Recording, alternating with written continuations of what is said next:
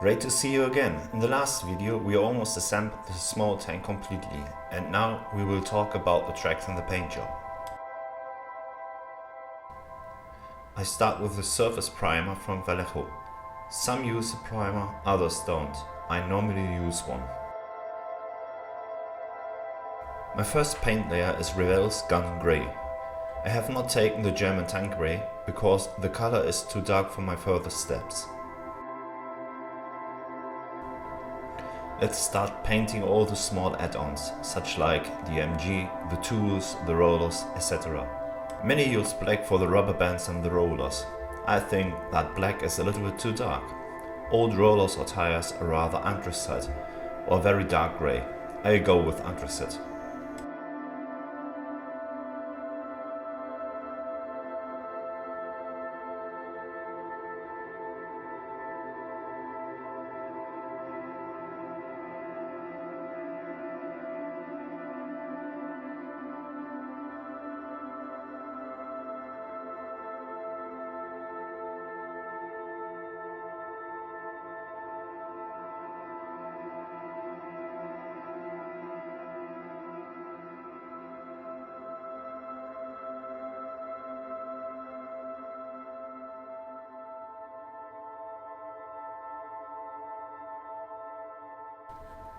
My exhaust is painting in a thick brown layer.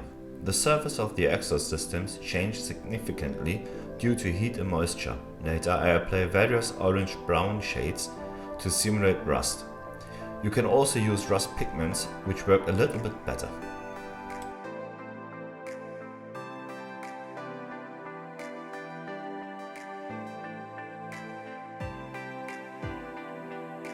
Let's go to the part I like the least, the tracks. I painted all parts directly on the sprue in a metal color. The upper and lower part of the tracks are complete parts and I stick them on with superglue. I like the track sack already shown. I assemble the individual links on the drive wheels and on the guide rollers before I glue the rollers on.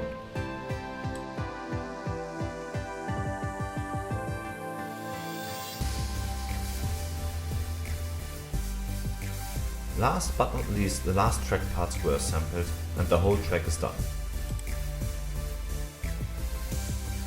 Of course, markings should not be missing on the vehicle. This is a job for microset and microsole.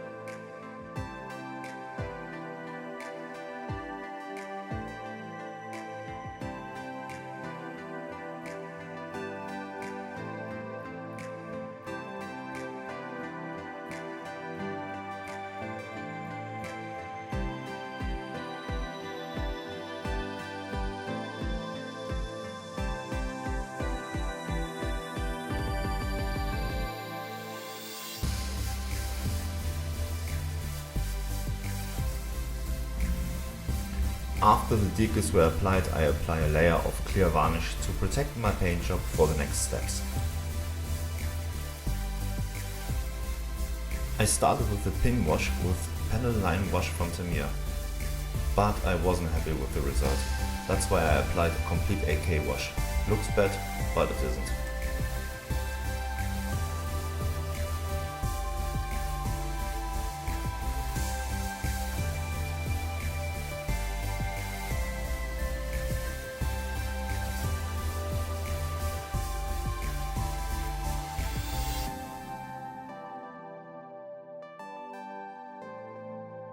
After a few hours of drying, I remove the wash with lighter fluid, where I no longer want it. With this technique I can also create my first streaking effects.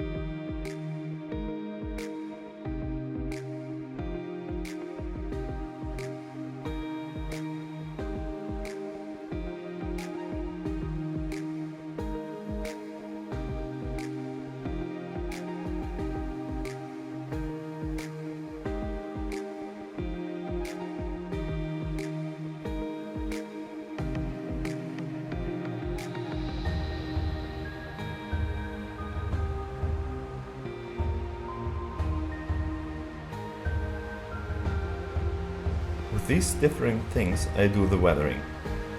There are pencils of different hardness in the red box. I wet both the surface and the pencil. Where I don't want the pigments, I simply remove them with a damp brush.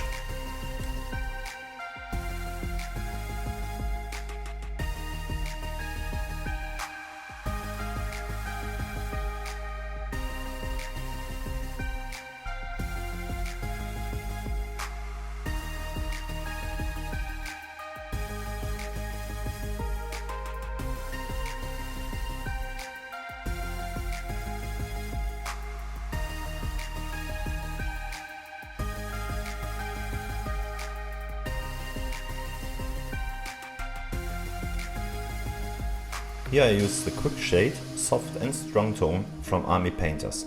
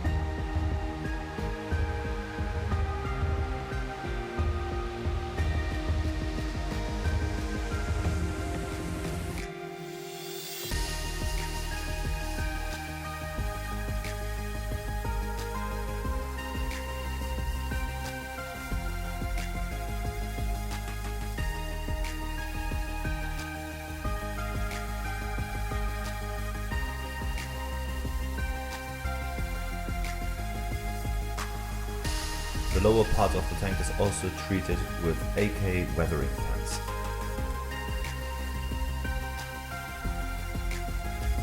With a soft pencil I drew all the edges. Due to the graphite, the edges have a metallic look when light shines on them.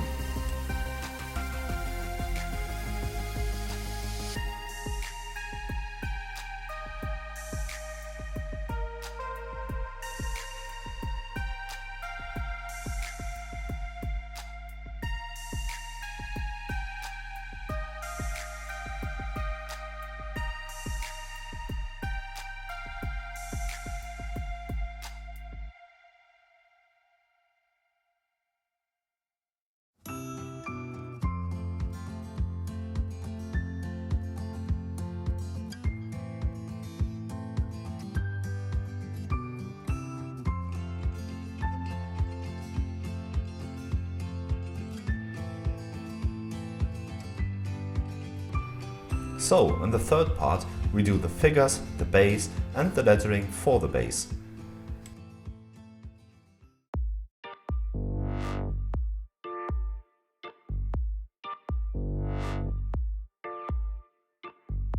112 tanks of that type were used by the Wehrmacht in the attack on Poland, 75 of them in the Panzerregiment 11 and 37 in the Panzerabteilung 65. Only 7 35T were destroyed in battle. During the campaign in the West in 1940, the 6th Panzer Division was the only unit to be equipped with that type of tank. 62 were lost. At the beginning of the war against the Soviet Union, 160 35T were available in the 6th Panzer Division. By September the 10th, 1941, 47 had been total losses. On the 31st of October 1941, 37 tanks were still operational. By the end of November, none. Because there were no more spare parts in the depots.